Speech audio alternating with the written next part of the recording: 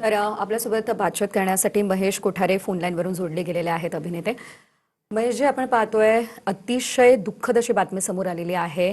महाराष्ट्राचा सूर हा हरपलेला आहे. खरंच फार दुःखद बातमी आहे. आणि विशेष म्हणजे मला फार म्हणजे माझा त्यांच्याविषयी फार मोठा आदर आहे त्यांच्याविषयी. कारण मुख्य कारण हे होतं की माझ्या आयुष्यातला पहिला प्लेबॅक जो मला दिला गेला तो त्यांनी दिला होता. चित्रपट होता संत निवृत्ती ज्ञानदेव.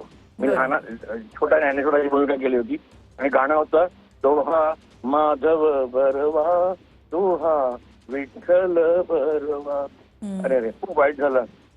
आशाताई will miss you forever. एक फार मोठी प्रोफाईल निर्माण झालेली ऑब्व्हियसली. बरोबर आहे. आणि मे शी हॅव इटर्नल पीस. एक दिग्दर्शक म्हणून, अभिनेते म्हणून त्यांच्यासोबतच्या काही आठवणी, त्यांच्याकडनं काही गाणी गायलेली किंवा तुम्हाला आवडत असे, आता संपूर्ण महाराष्ट्रात त्यांनी माझ्या जीवलगा चित्रपटामध्ये एक प्लेबॅक दिला होता गाण्याचा. गाणं म्हणजे मुद्दामून मी त्यांच्यासाठी थांबलो होतो, कारण मला आशाताईच पाहिजे होत्या त्या गायला. आणि ते गाणं ते गायलेले आहेत.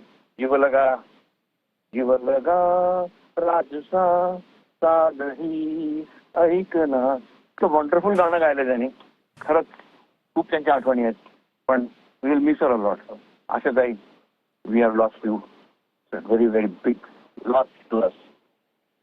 फक्त मराठीच नाही तर हिंदी चित्रपटसृष्टीमध्ये सुद्धा एक पर्व. हो ना, काही गाणी अशी होती की फक्त आशाताईच जाऊ शकत होत्या.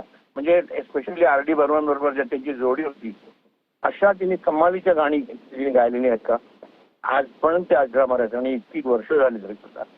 We will miss her really sad. Thank you very much.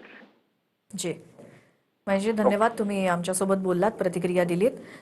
ज्येष्ठ गायिका आशा भोसले यांचं निधन झाल्याची बातमी अगदी काही क्षणांपूर्वी आली. काल ब्रीच कँडी हॉस्पिटलमध्ये प्रकृती अस्वास्थ्यामुळे त्यांना दाखल करण्यात आलं होतं. वयाच्या 93व्या वर्षी त्यांनी अखेरचा श्वास घेतला.